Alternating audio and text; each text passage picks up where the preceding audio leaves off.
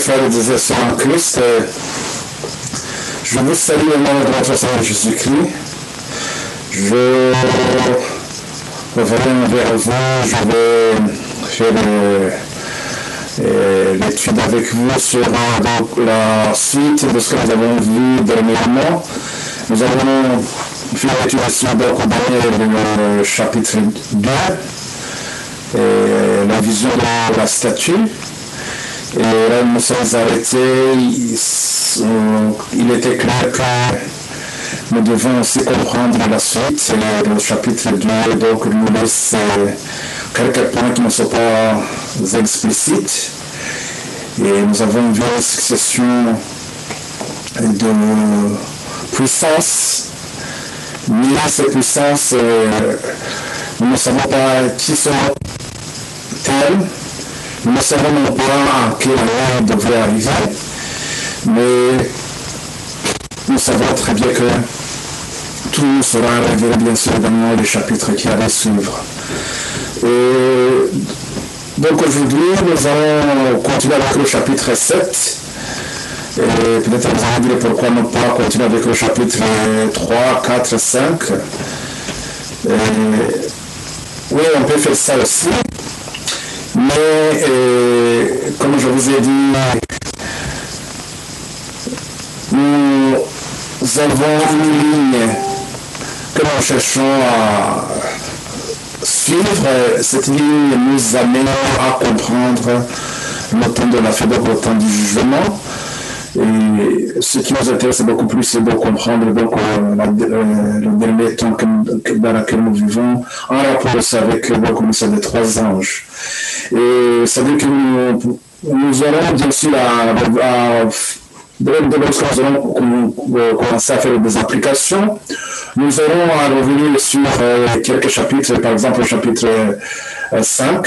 Et d'ailleurs, je voudrais, avant que nous commencions le chapitre 7, vous souligner tout simplement que le chapitre 7 vient avant le chapitre 5.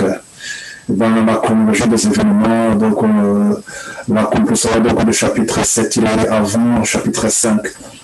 Mais par ailleurs, le chapitre, la suite de l'histoire, ce que nous avons vu, le chapitre 2, c'est bien qu'on continue à voir aussi ce qui se passe réellement. Est-ce que ce roi qui a la crainte du Dieu de Daniel, que va-t-il devenir après? Donc c'est toute une histoire que on peut continuer à lire. C'est une histoire qui est bien claire, donc chacun pourra comprendre. Mais bon, je vais commencer donc ce chapitre 7. Je vous invite d'abord à prier, implorer le Seigneur pour qu'il nous envoie ses anges qui nous protègent et qui nous continuent à nous éclairer sur les points qui nous semblent plus difficiles. Donc que ces anges soient à notre côté. Et je vous invite donc, là vous êtes, de prendre ce temps et implorer le Seigneur pour que notre cœur soit disposé à écouter sa parole. Prions ensemble.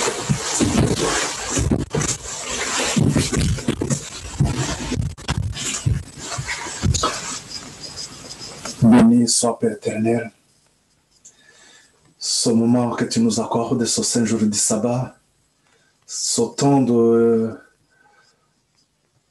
joie où tous tes enfants contemplent le trône de grâce et que nos pensées sont dirigées, Seigneur, vers ce lieu glorieux, là où nous allons rencontrer notre Seigneur. Seigneur, merci de ce moment que tu places dans notre esprit, afin que jour après jour, Seigneur, nous gardions cet espoir, c'était ce moment glorieux. Donc tous les 7 jours, nous savons qu'à la fin, nous avons donc cette image de rencontre avec toi, Seigneur. Merci de nous aider à nous préparer davantage. C'est dans ce même esprit, dans nos mêmes sentiments que je te présente aussi, Seigneur, et mes frères et sœurs qui sont même dans les coins les plus reculés. Ceux qui suivent ces études, ceux qui vont écouter ta parole aujourd'hui aussi, qu'ils soient, Père, bénis par toi. Merci de déployer tes anges autour de chacun de nous afin que nous puissions écouter et mettre en pratique aussi tes préceptes. Merci au-delà de nos entendements. Merci de pouvoir bien-être de chacun de nous. On est pour la gloire de notre Seigneur Jésus-Christ, nous t'en prions. Amen.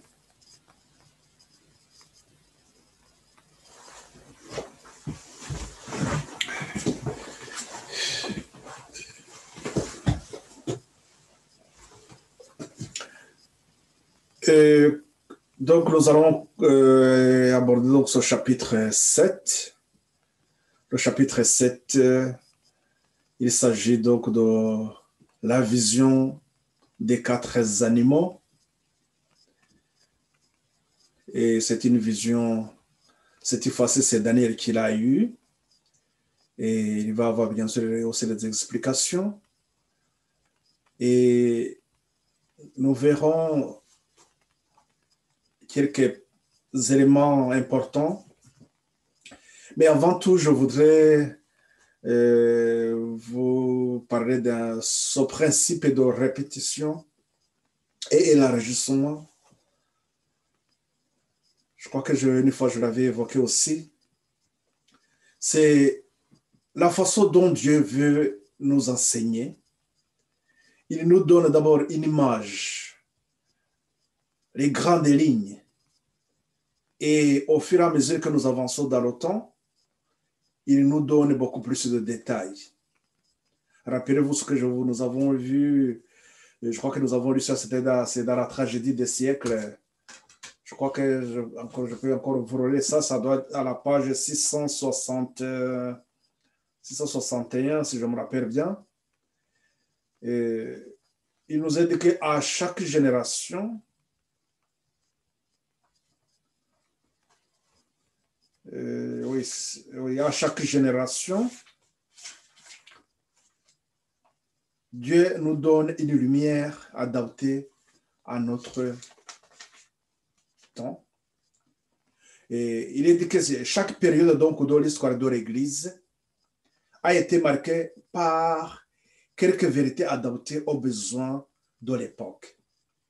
C'est ce même principe que Dieu aussi utilise lorsque il nous montre lorsqu'il nous répète l'histoire et en nous ajoutant aussi un élément, un détail qu'on n'avait pas au début, parce que c'est le moment qui est le moment venu, donc c'est le moment de connaître donc cette vérité, et cette vérité elle est donc du moment.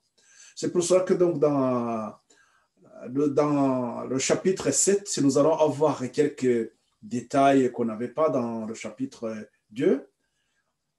Et puisque dans le chapitre 2, nous avons un tableau, c'est des grandes lignes qui nous montrent donc depuis ce temps de Nebuchadnezzar jusqu'à la fin des temps. C'est ce que nous avons vu, que le chapitre 2 est le fondement des prophéties des temps. Donc, c'est-à-dire que d'autres prophéties,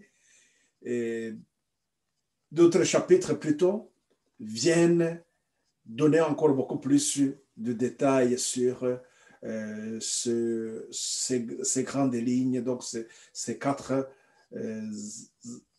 empires, ou bien 4 royaumes qui allaient se succéder avant que Christ revienne. Donc, ces 4 grands empires qui vont se succéder avant que Christ revienne. Et donc, nous allons essayer d'aller beaucoup plus vite, puisque je crois que nous avons euh, beaucoup de choses à voir. Et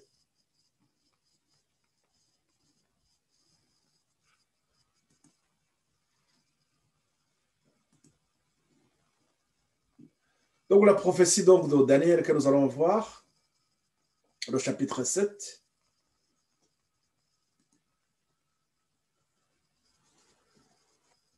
Comme je venais de vous le dire, ce chapitre 7, il fait suite donc au chapitre 2. Il me semble important donc ou nécessaire de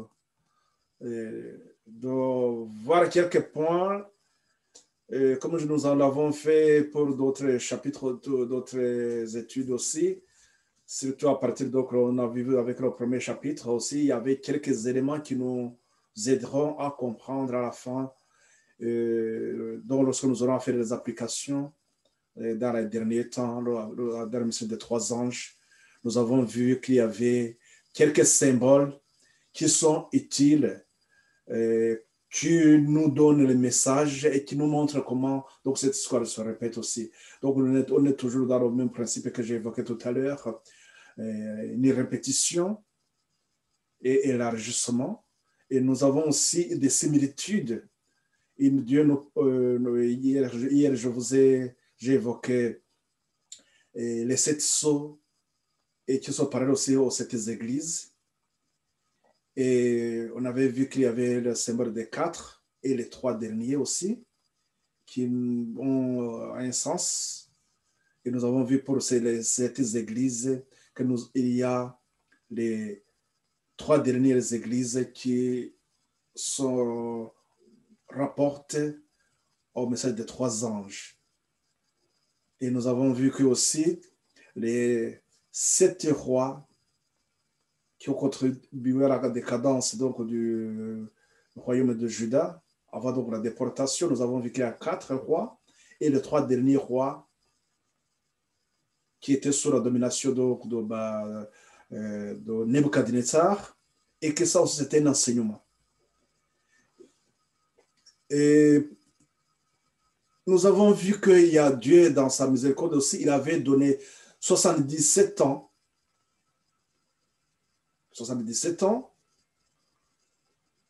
à Babylone, et il y a 77 ans aussi qui avaient été donnés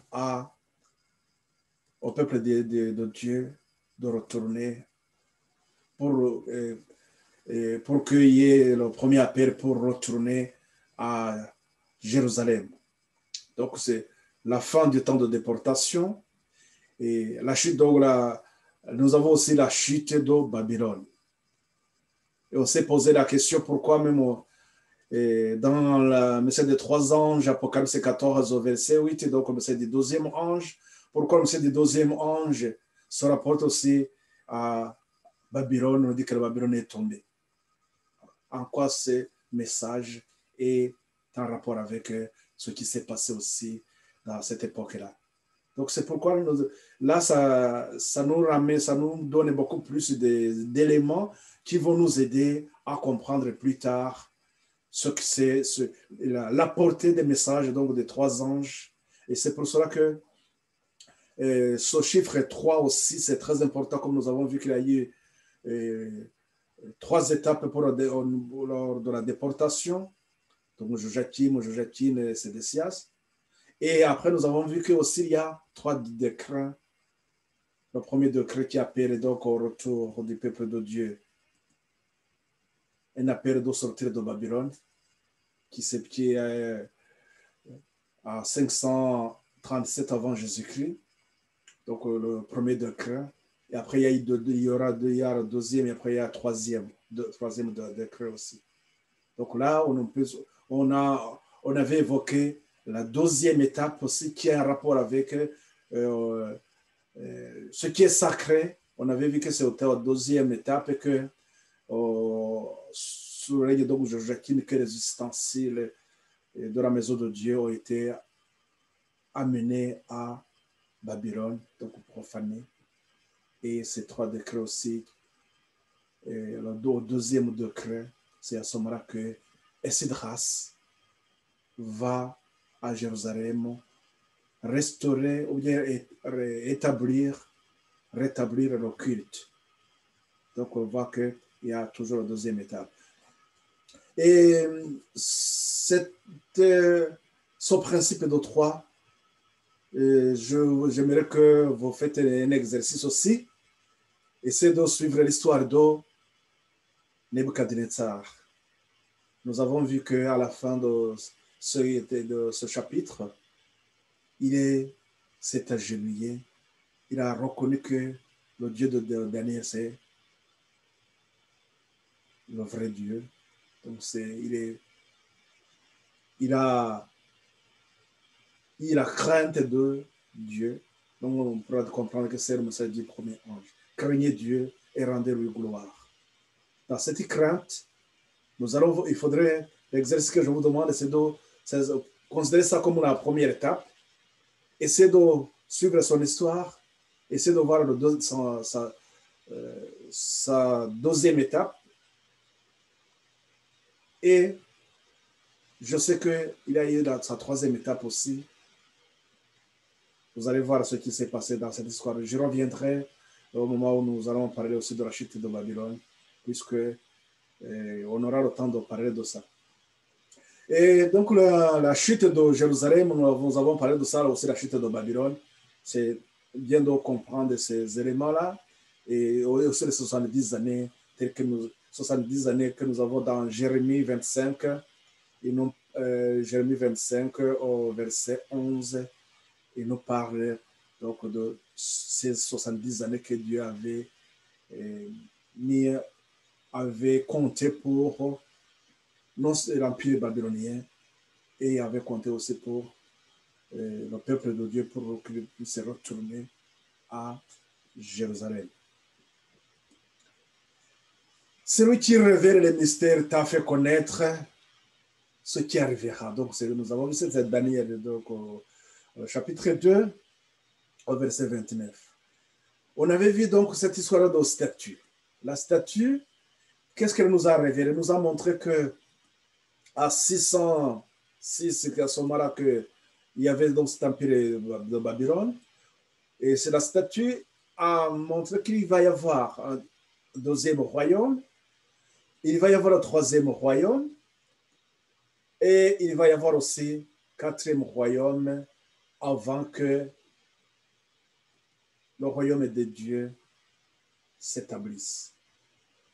Ce royaume de Dieu symbolisé par une pierre qui frappe la statue et qui la pulvérise. Et dans le symbolique, on avait vu qu'il y avait aussi la tête qui représente donc Babylone, et qui était en or. Le royaume qui va suivre était moindre, donc il était en argent. Le troisième qui était encore moindre, c'était en valeur, donc c'était l'argent. Et le quatrième, c'était le fer, qui est dur, donc qui peut détruire tout. Donc c'était le fer. Donc on nous montre une puissance de destruction. Et là, dans cette vision, nous voyons une décadence ou un déclin. C'est-à-dire que ces empires, ou bien ces quatre royaumes vont aller en décadence.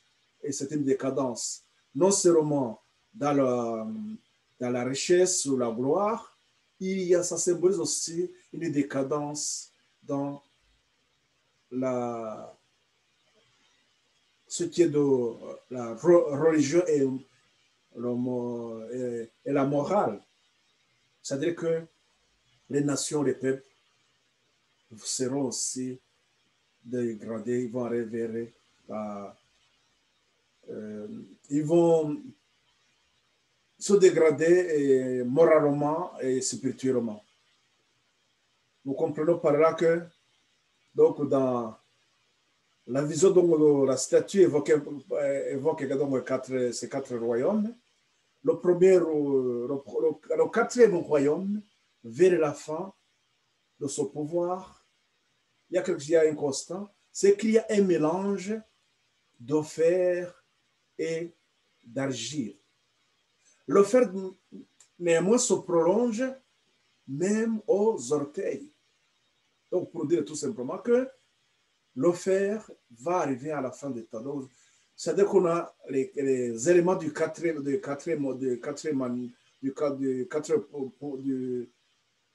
pouvoir, du quatrième royaume, qui va arriver à la fin, avant l'arrivée du Seigneur. Ce royaume, on a vu que se divise aussi en 10 royaumes symbolisés par 10 orteils. Un autre élément que nous avons, c'est qu'après vient donc une pierre, symbole du royaume de Dieu, qui s'établit lors de l'avènement de Christ. La question qu'on aurait à se poser, c'est qu'on aurait dû se poser aussi, étant donné qu'avec les quatre royaumes qui se succèdent, donc il y a une domination après une autre domination, qui dominera alors le monde après la chute du quatrième royaume, c'est-à-dire parmi les 10 royaumes issus de la division. Dans le chapitre 2, donc la question est restée en suspens. Cependant, le fer de Rome, comme nous venons de le voir, se prolonge jusqu'au retour de Christ. Donc jusqu'à l'arrivée à la pierre qui va frapper. Le chapitre 7 et d'autres chapitres apportent certainement plus de détails.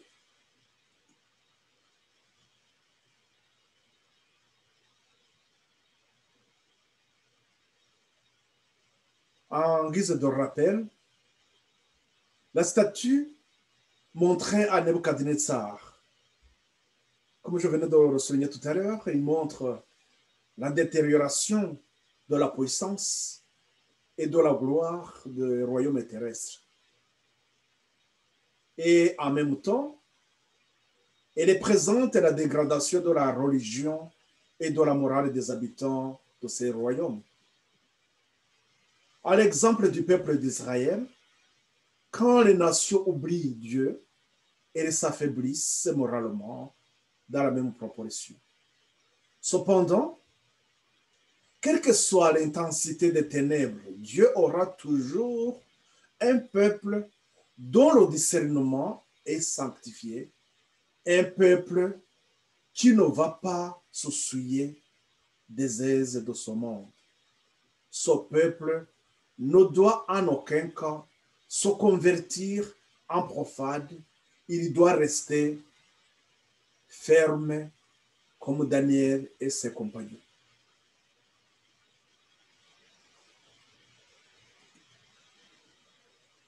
À son avènement,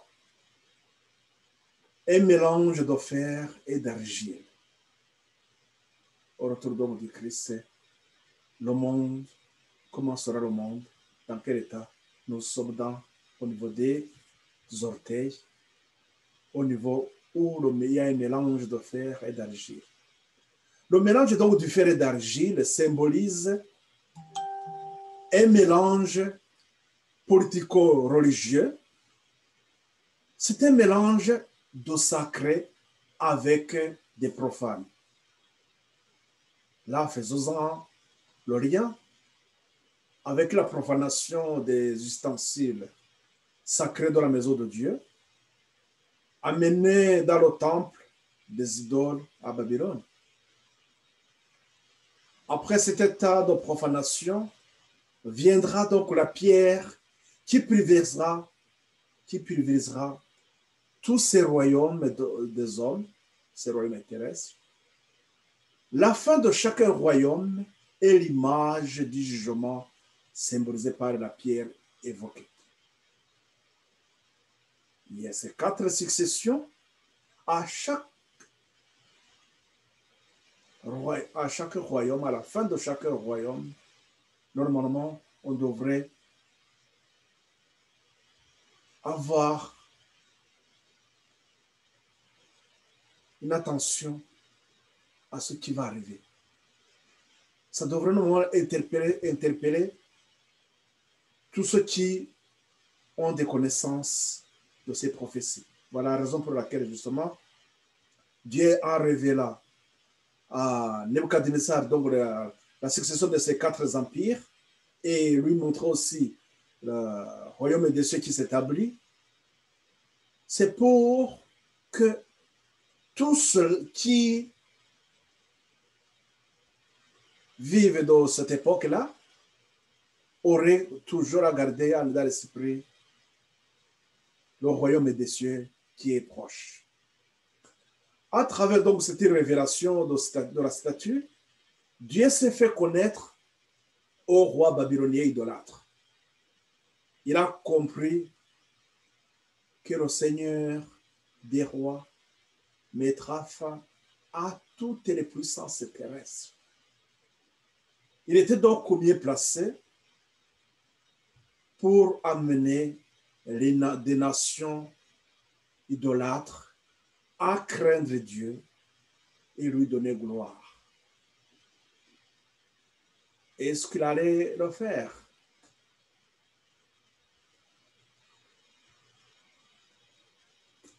Je vous invite à voir le chapitre 3. Vous allez lire aussi le chapitre 4. C'est une histoire simple, donc ça ne demande pas d'autres explications. Vous pouvez lire tout simplement pour comprendre ce qui s'est passé après. On y reviendra au moment venu lorsque nous allons essayer de prendre quelques éléments qu'on utilisera lorsqu'on aura abordé la chute de Babylone, avant donc de commencer avec le message du deuxième ange. Nous allons donc voir la vision des 4 animaux. C'est donc le chapitre 7. Comme je vous ai dit tout à l'heure, le chapitre 7, donc, cette histoire arrive avant la chute de Babylone, donc ce que nous avons dans le chapitre 5 de Daniel. La vision des 4 grands animaux, dans Daniel 7, vous pouvez prendre vos Bibles et nous allons y aller ensemble. On nous dit que la première année, donc Daniel 7 au verset 1, on commence par le verset 1. La première année de Belshazzar, roi de Babylone, Daniel eut un songe et des visions de son esprit. Pendant qu'il était sur sa couche, ensuite il écrivit le songe et racontant les principales choses qu'il a vues. Daniel commença et dit: je regardais pendant ma vision nocturne, et voici les 4 vents des cieux firent irruption sur la grande mer. Géographiquement, ces 4 vents, ils sont situés, donc c'est sur la grande mer.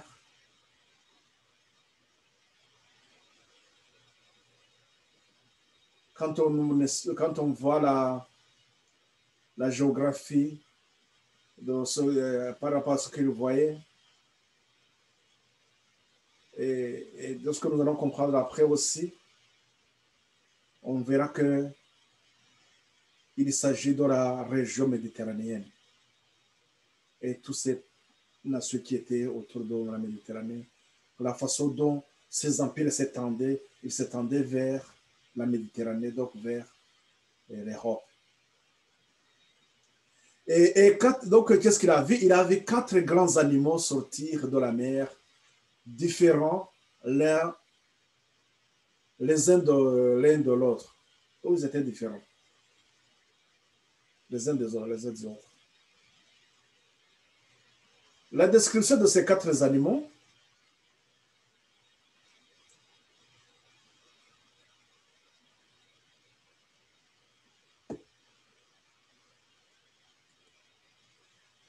il a vu au verset 4, le premier était un lion. Le premier donc était semblable à un lion et avait des ailes d'aigle.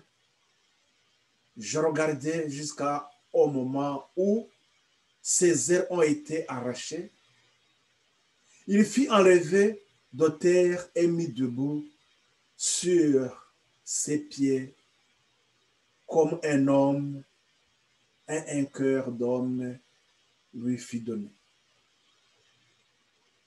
Donc nous avons un lion qui a des ailes d'aigle, mais qu'est-ce qu'on va voir après?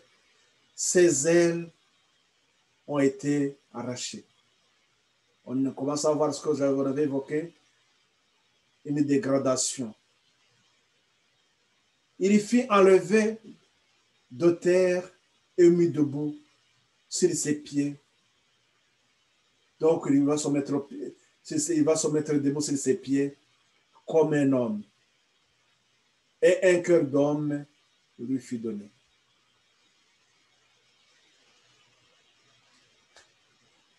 Le deuxième animal, c'était l'ours. Et voici, un second animal était semblable à un ours. Il se tenait sur un côté. Il avait trois côtés. Plutôt, il avait trois côtes dans la gueule, entre les dents, et on lui disait, lève-toi, mange beaucoup de chair. Donc, c'est le deuxième. Le troisième, après cela, donc, je regardais, et voici un autre était semblable à un léopard, et avait sur le dos 4 ailes comme un oiseau.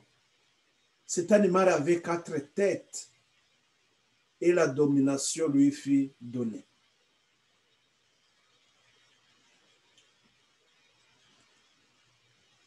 La quatrième bête, le quatrième animal, il est terrible.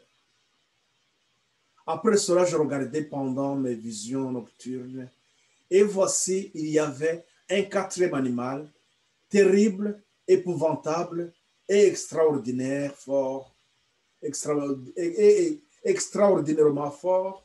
Il avait des grandes dents de fer, et il mangeait, brisait, et il foulait aux pieds ce qui restait.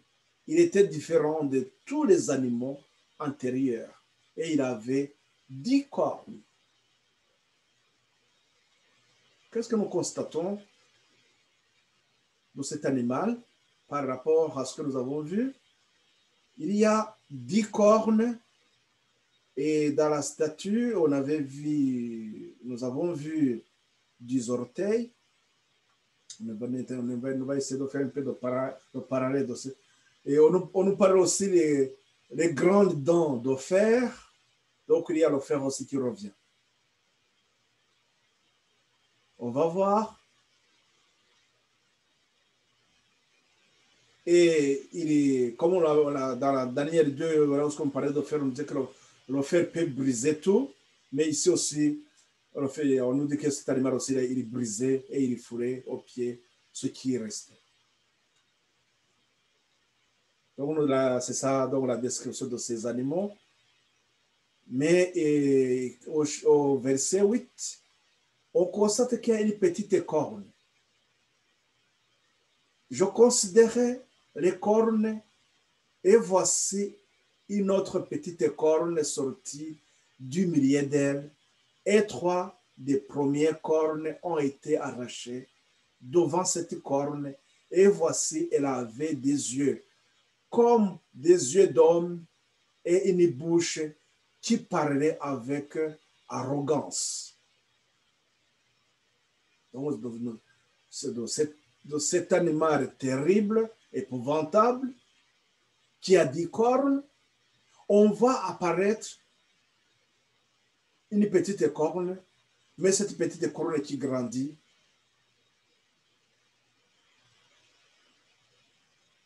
mais à son apparition, il arrache d'abord 3 cornes pour trouver sa place. Mais on voit qu'il a une grande apparence, il a la tête, il a la bouche d'homme, les yeux d'homme et la bouche qui parle avec arrogance. Étrange.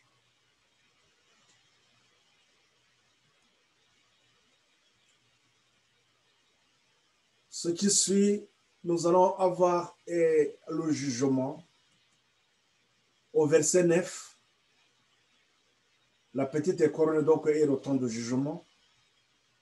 Je regardais pendant qu'on le plaçait des trônes, et l'ancien des jours s'assit. Son vêtement était blanc comme la neige, et les cheveux de sa tête étaient comme de la laine pure. Son trône était comme des flammes de feu, et les roues comme un feu ardent. Un fleuve de feu coulait et sortait de devant lui. 1000 milliers le servaient, et 10 000 millions se tenaient en sa présence. Les juges s'assirent et les livres ont été ouverts. Donc au verset 10, on évoque le jugement. Les juges s'assirent et les livres ont été ouverts. Donc là, il s'agit de quel jugement? Ce n'est pas le jugement exécutif. On a les juges qui vont consulter les livres. Voilà, les livres sont ouverts. Au verset 11, je regardais alors, à cause des paroles arrogantes que prononçait la corne, et tandis que je regardais, l'animal fut tué et son corps fut anéanti, livré au feu pour être brûlé. La petite corne donc qui parlait avec arrogance, il est soumis à un jugement exécutif. L'animal fut tué et son corps fut anéanti. On souligne ce mot qui est un anéantissement, qui est anéanti. Et plus tard, on voit qu'il est livré au feu pour être brûlé. Nous comprenons que, on verra plus tard, lorsque nous aurons à faire des explications de ça, on aura à comprendre pourquoi ce temps d'anéantissement est un temps aussi où cet animal, où son corps est livré au feu pour être brûlé.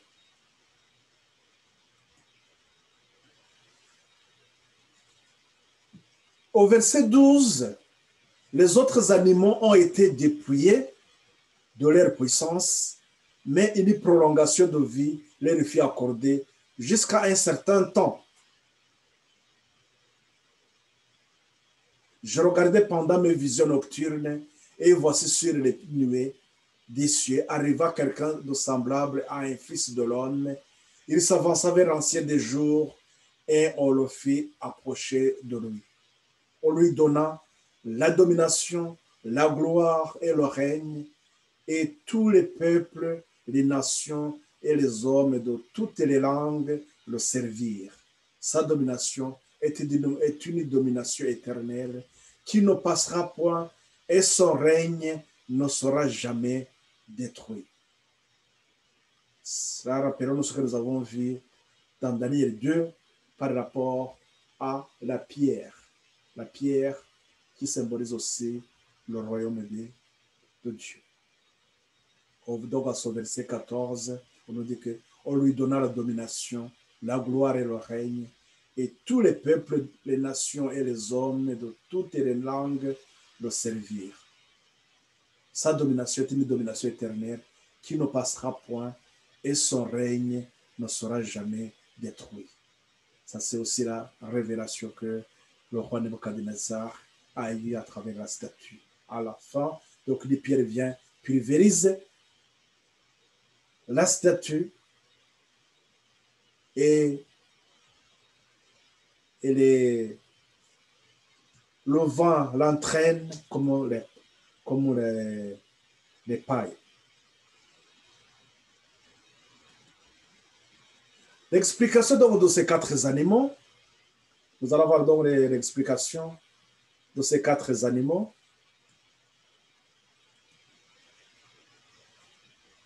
Au verset 17, il est dit que ces quatre animaux, ce sont quatre rois qui s'élèveront de la terre.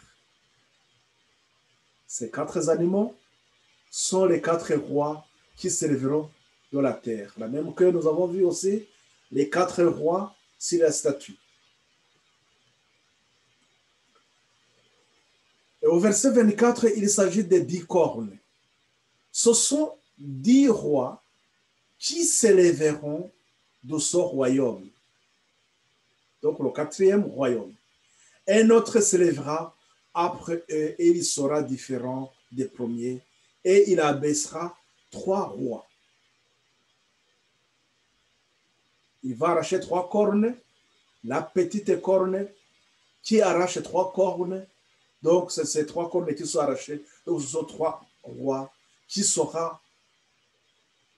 seront abaissés pour que la petite corne trouve sa place. Ces points nous permettront plus tard d'identifier la petite corne, ou bien même ces animaux. Jusqu'à présent, vous voyez que nous n'avons que une discussion sur on est en train de parler des royaumes. Jusqu'à présent, nous n'avons pas d'explication réelle de ces animaux, de à quoi ça représente. L'explication donc des 4 animaux est dans Daniel 7 au verset 15. Moi, Daniel, j'ai donc l'esprit troublé au-dedans de moi et les visions de ma tête m'effrayèrent. Je m'approchais de l'un de ceux qui étaient là et je lui demandais ce qu'il avait de vrai dans toutes ces choses. Il me le dit et m'en donna l'explication. Ces 4 animaux, ce sont 4 rois qui s'élèveront de la terre. Ce que nous venons de lire tout à l'heure dans le verset 17. Au verset 18, mais les saints du Très-Haut recevront le royaume et ils possèdent le royaume éternel d'éternité en éternité. Les saints du Très-Haut recevront le royaume et ils possèdent le royaume éternel d'éternité en éternité. Là même, on peut faire l'allusion, on peut faire le lien directement à ce que nous avons donc l'évangile. La finalité de l'évangile, c'est que les saints du Très-Haut recevront le royaume des cieux. Ils vivront éternellement avec leur Dieu. Au verset 19, il nous est dit que ensuite, je désirais savoir la vérité sur le quatrième animal qui était différent de tous les autres, extrêmement terrible, qui avait des dents de fer et des ongles d'airain, qui mangeait, brisait et fourrait aux pieds ce qui résiste, ce qui reste. Ici, on évoque des dents de fer. On nous parle aussi des ongles d'airain. Je crois que ces métaux aussi, nous les avons successivement.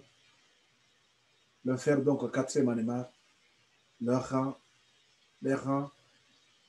le troisième, plutôt par l'animal,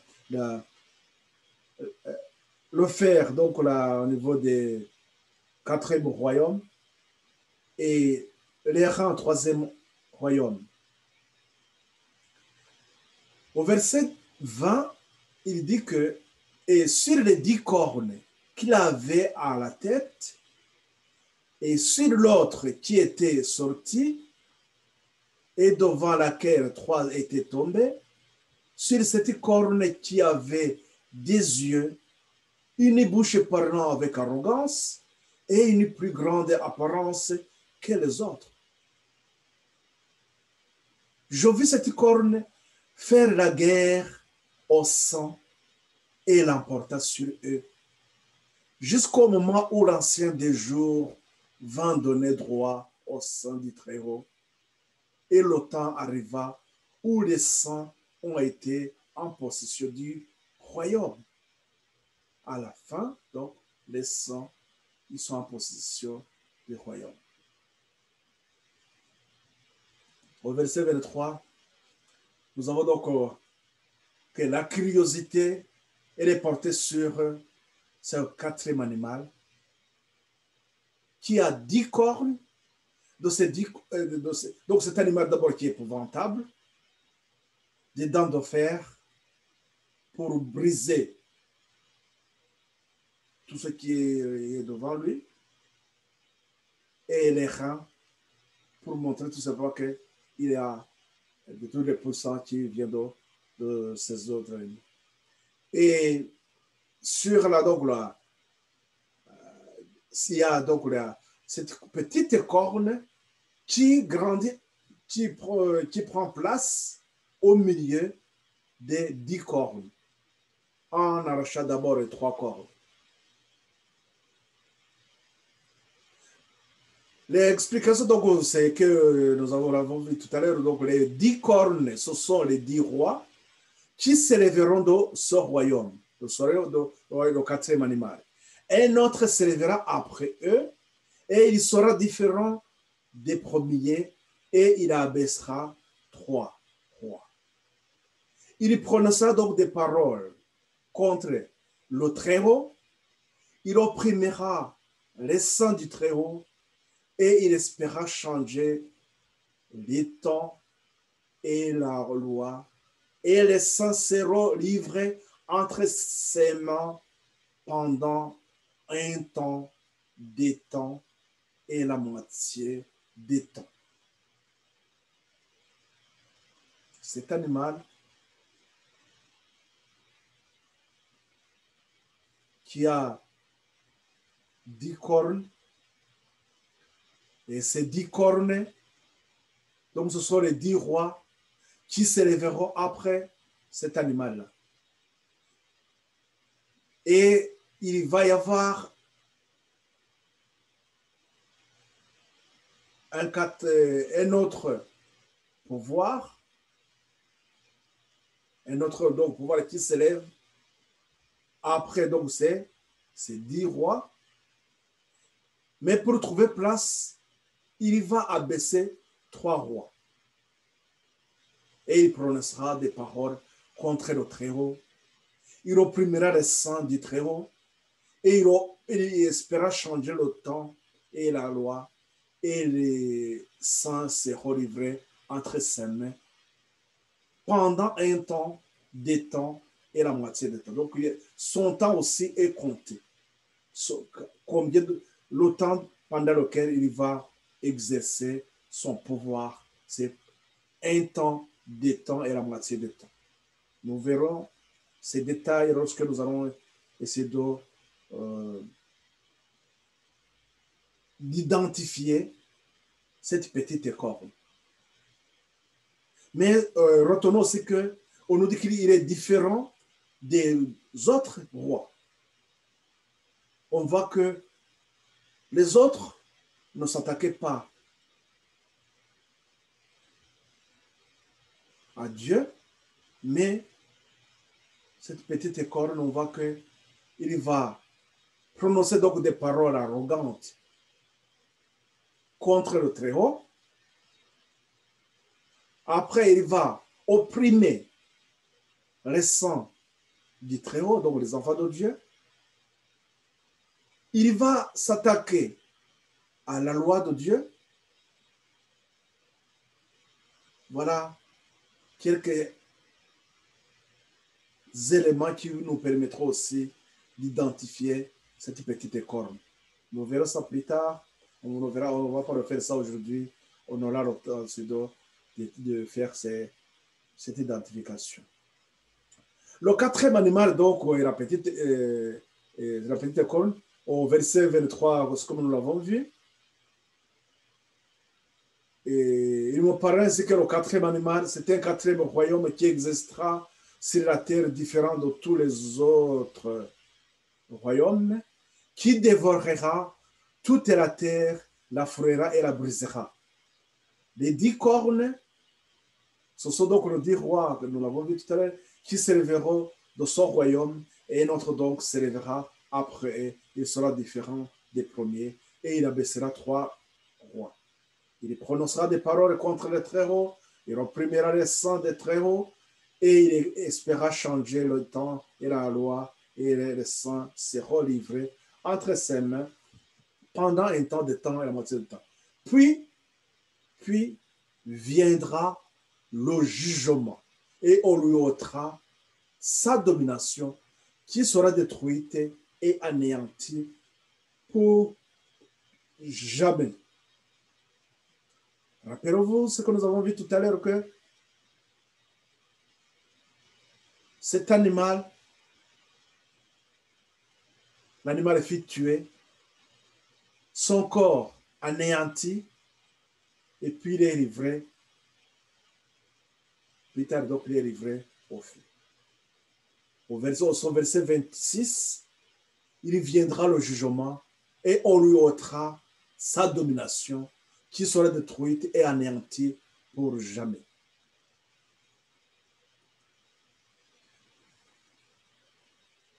Au verset 27, donc le royaume de Dieu, ou le royaume éternel, le règne, la domination et la grandeur de tous les royaumes qui sont sous les cieux seront donnés au peuple des saints du Très-Haut. Ce règne est un règne éternel et tous les dominateurs le serviront et lui obéiront. Ici finirent les paroles.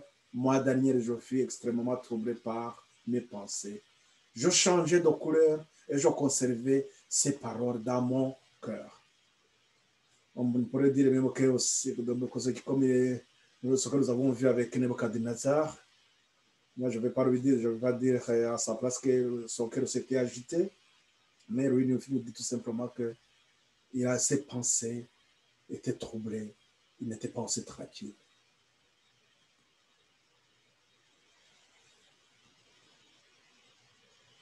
Qui sont donc ces 4 bêtes?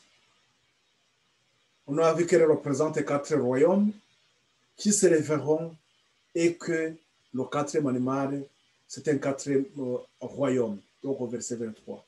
Durant donc des siècles, historiens et nombreux interprètes de la Bible, juifs et chrétiens, sont d'accord à la séquence exacte de la succession des empires symbolisée par les 4 bêtes ou la statue de Daniel 2. Cette interprétation ne vient donc pas des adventistes, comme certains le pensent. Tous les réformateurs du XVIe siècle étaient d'accord dans cette interprétation. Daniel 7 apporte donc plus de détails aux explications données dans Daniel 2. À la 4e bête surgit donc une petite corne qui a succédé à la domination de cette 4e bête.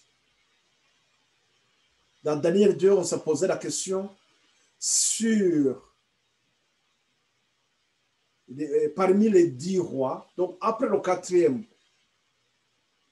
animal, ou bien après le 4e royaume, si on reste sur la statue, après le 4e royaume, qui se divise en 10 royaumes, qui allait dominer parmi donc les 10 royaumes. Mais ce que nous constatons ici, c'est que la petite corne, elle va d'abord abaisser 3, il va trouver sa place et il doit dominer. Mais après ça, vient le jugement. Donc nous comprenons par là que la petite corne va succéder la domination du 4e royaume. Et donc c'est là. Et après, il y a l'établissement du royaume de Dieu. Donc, celui qui révèle les mystères et t'a fait connaître ce qui arrivera. Et nous avons donc la statue. Et nous allons faire une comparaison avec donc, les 4 bêtes. Et nous allons essayer d'y aller beaucoup plus rapidement. Je reprends la statue donc, qui nous donne Babylone, le premier, le 2e royaume. Nous parlons aussi du 3e royaume qui arrive.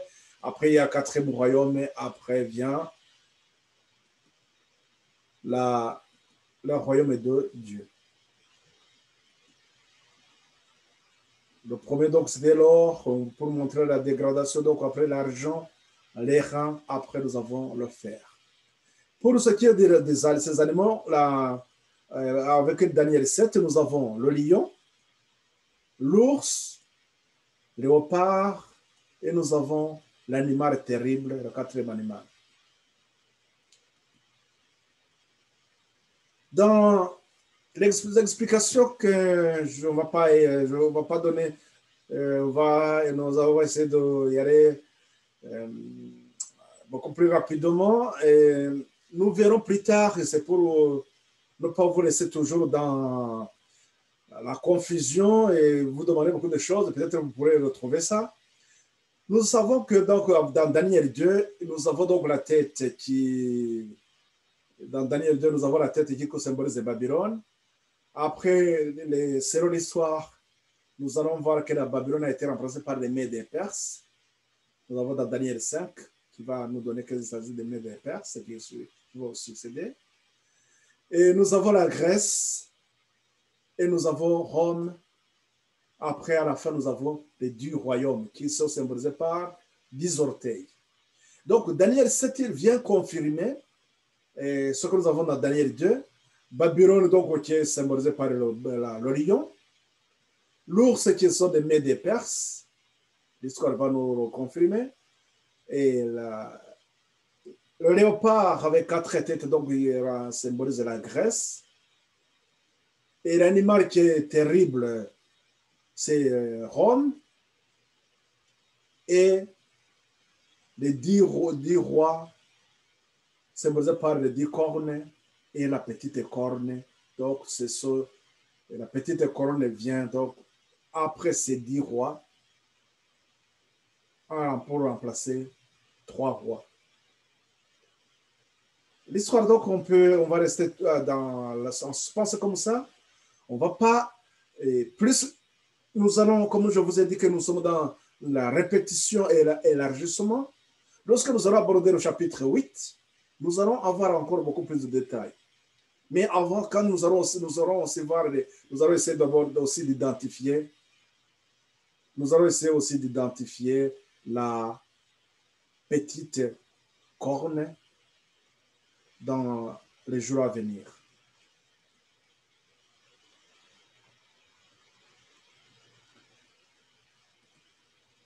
Et pour terminer,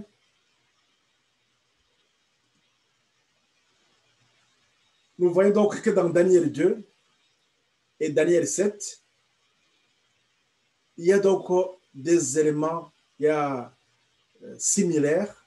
Donc, c'est comme nous venons de revoir, c'est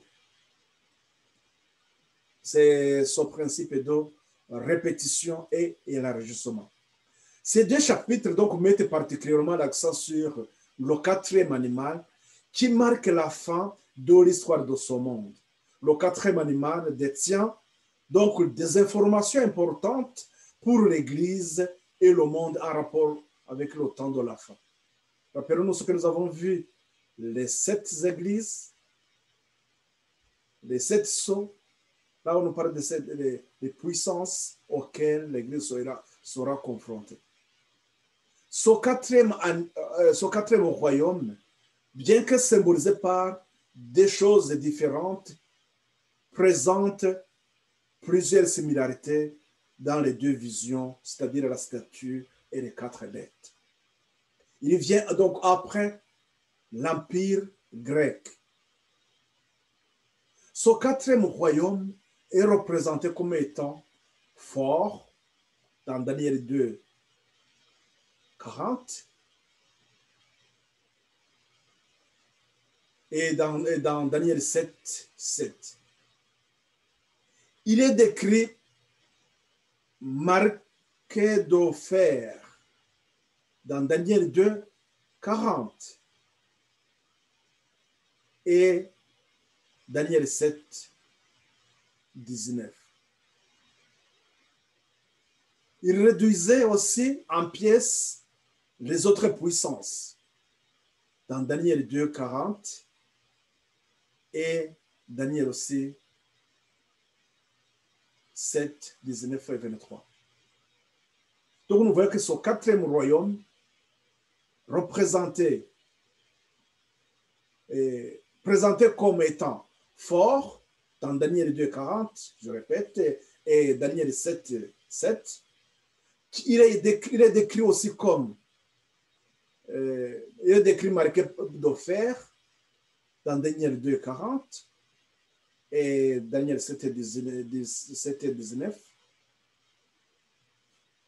Il réduit en pièces les autres puissances dans Daniel 2, 40 et Daniel 7 aussi, 19 et 23. Donc, vous voyez que c'est une répétition. Ce quatrième royaume, quand même, finit par se diviser en 10 royaumes. Daniel 2, 41 et 44 et Daniel 7, 24. Et dans Daniel 7, 8, on évoque l'apparition de notre pouvoir, la petite corne. Donc ça, c'est l'élément, si vous voulez, l'élargissement, un détail que nous n'avions pas dans Daniel 2. À la fin donc de l'histoire de ce monde, la petite corne détient les informations concernant les temps de la fin.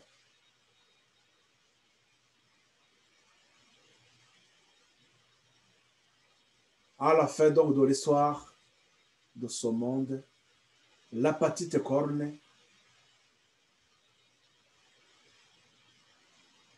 nous comprenons que à la fin donc de l'histoire,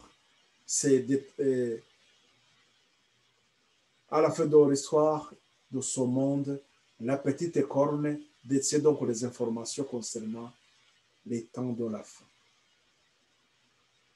Voilà les détails que le chapitre 7 apporte sur Daniel 2. La petite corne qui termine, donc qui domine la question qu'on s'était posée sur le chapitre 2. Parmi les 10 cornes, donc on vient de le quatrième royaume, il y a une domination. Mais après, qui va dominer? Parmi les 10 cornes, donc nous avons la petite corne. Et cette petite corne, nous avons vu que il est différent des autres. Il va proférer des paroles arrogantes contre le Très-Haut. Donc, il va s'attaquer à Dieu. Il va persécuter, opprimer les enfants de Dieu pendant un temps, des temps et la moitié de temps. Nous allons comprendre, lorsque nous allons essayer d'identifier cette petite corne, nous verrons ce que ça correspond exactement. Donc, voilà, on termine par là. Et la prochaine fois, nous allons essayer d'identifier la petite corne avant d'attaquer aussi, de voir encore beaucoup plus de détails dans le chapitre 8. Parce que dans le chapitre 8 aussi va nous apporter encore beaucoup plus de détails. Donc, nous sommes toujours dans ce même principe, une répétition et élargissement. Dans le chapitre 8, rappelez-vous que c'est dans le chapitre 8 aussi que nous avons 2300 soirées matin. Donc, plus on avance, plus nous allons encore revenir sur notre étude donc, de message des 3 anges. Et lorsque nous allons aborder donc, la chute de Babylone, Daniel 5, au chapitre 5, nous allons faire le lien directement avec le message du 2e ange et nous allons aborder donc ce point, donc le message du 2e ange. Il est tombé Babylone. Et là même, on comprendra plus tard pourquoi. Mais ce que nous avons retenu, ce que nous pouvons retenir aussi, cette dégradation morale liée à ce mélange d'argile et du fer, et ce mélange qui est symbole du sacré et du profane. Ce que nous avons vu, nous avons fait le lien aussi avec les ustensiles sacrés de la maison de Dieu qui ont été profanés à Babylone. Donc, en gardant ces éléments, nous comprendrons plus tard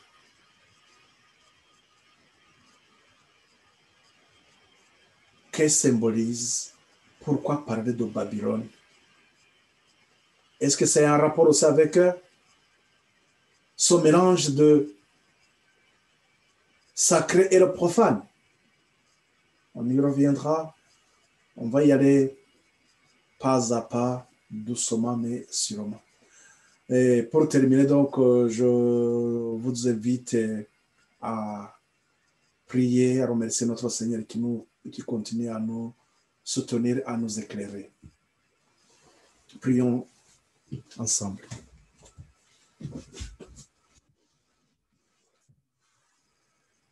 Merci Père éternel de ce moment que tu nous donnes. Merci de cet enseignement.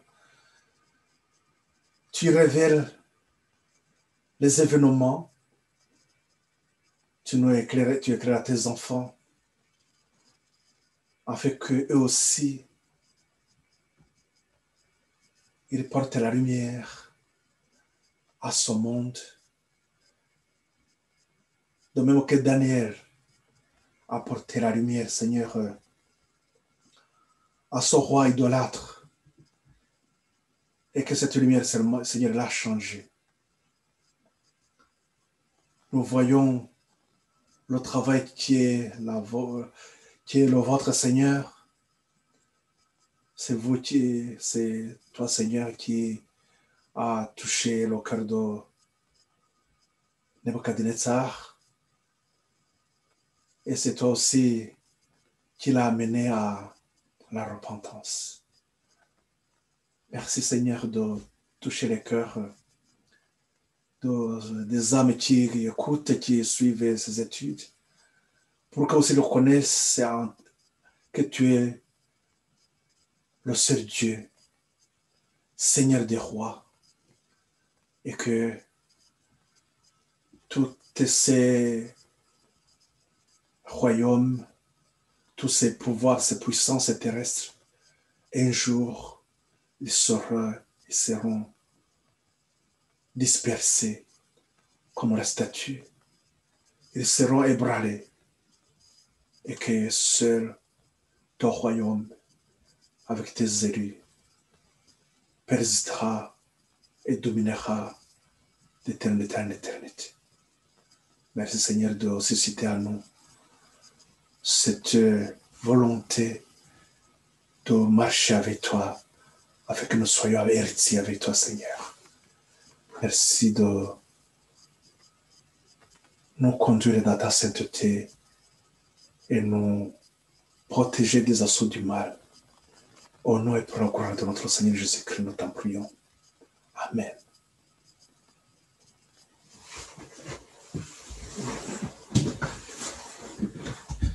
Donc, merci donc de suivre ces études et que le Seigneur continue à vous bénir là où vous êtes. Restez toujours connectés avec le ciel à travers les études et la prière. Que la grâce du Seigneur soit avec vous. Amen.